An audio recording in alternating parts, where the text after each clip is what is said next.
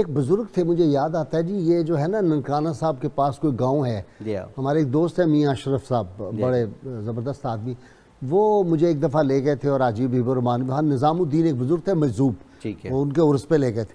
ان کی باتیں میں نے عجیب سنی, انہوں نے کبھی نہیں کہا کہ مجھے پیاس لگی ہے, کہہ رہے تھے اس کو پیاس لگی ہے, کھانے کے وقت کہتے تھے اس کو کھانا لگا ہے, اور طے العرض حاصل تھا یہاں سے بہاولپور سائیکل لے کے وہ نکلتے تھے اور کہتے تھے میں بہاولپور جا رہا ہوں, تو 2 منٹ بعد لوگ دیتے تھے وہ بہاولپور پہنچے ہوتے تھے. صحیح مسلم میں حدیث ہے, بنو سلمہ مسجد نبی کے قریب شفٹ ہونے کا ارادہ کرتے تھے, نبی علیہ السلام چوراہے کے پاس کھڑے ہوئے, آپ نے فرمایا تم لوگ کس لیے کھڑے؟ ان کا یا رسول اللہ اتنی دور سے آتے ہیں مسجد میں, تو ہم نے سوچا ہم گاؤں سے آپ کے پاس مسجد نبوی میں شفٹ ہو جائیں, اتنی دور سے ہمیں آنا پڑتا ہے. تو آپ نے فرمایا کہ جتنے قدم تم چل کے آتے ہو تمہارے لیے اتنا ہی ثواب لکھا جاتا ہے. تو انہوں نے پھر مدینہ شریف شہر میں شفٹ ہونے کا ارادہ ترک کر کے واپس چلے گئے.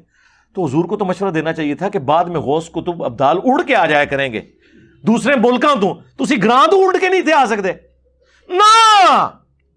پرانیاں گلاں, پرانے بابے, پرانے فرقے.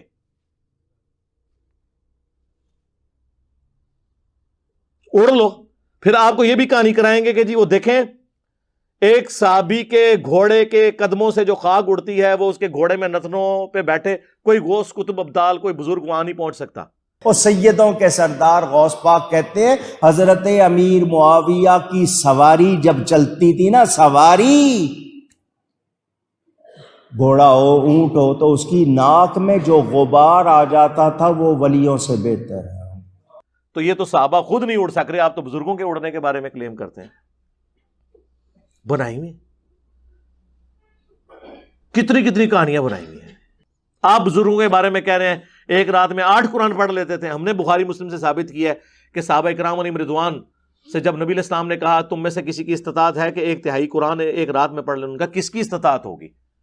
حضور نے فرمایا سورہ اخلاص پڑھ لو, 1/3 قرآن کے برابر. صحابہ تو کہتے ہیں ہم تو نہیں 10 پارے پڑھ سکتے آج کی ڈیٹ میں, اس بارے تو زمانے میں نہیں تھے. آپ کے بزرگ تو ایک رات میں ایک ٹانگ کے اوپر ایک قرآن, دوسرے ٹانگ پہ دوسرا قرآن پڑھتے تھے. فرماتے 40 سال عشاء کے وضو سے میں نے فجر کی نماز اور 15 سال اس طرح گزارے. عشاء کے بعد اپنے حجرے میں آتا تھا, دیوار میں ایک کھونٹی, ایک لکڑی کا وہ جو کیل کہہ لو میخ گاڑ لی تھی, میں آتا اس کو پکڑتا اور ایک ٹانگ اٹھا لیتا اور قرآن کریم شروع سے پڑھتا سورہ فاتحہ سے, اور فجر سے پہلے اٹھائی ہوئی ٹانگ اس وقت زمین پہ رکھتا جب قرآن پورا پڑھ لیتا تھا. 15 برس مسلسل. ہم کہتے ہیں جب صحابہ کرام نہیں پڑھ سکتے تو باپے تشاہی کوئی نہیں. باقی جو کچھ آپ نے بزرگوں کے بارے میں کلیم کیا ہے وہ تو ہم نے کتاب و سنت کے دلائل کی روشنی میں ثابت کر دیا کہ آپ نے جو کچھ بزرگوں کے بارے میں کلیم کیا تھا وہ سارے جعلی واقعات تھے.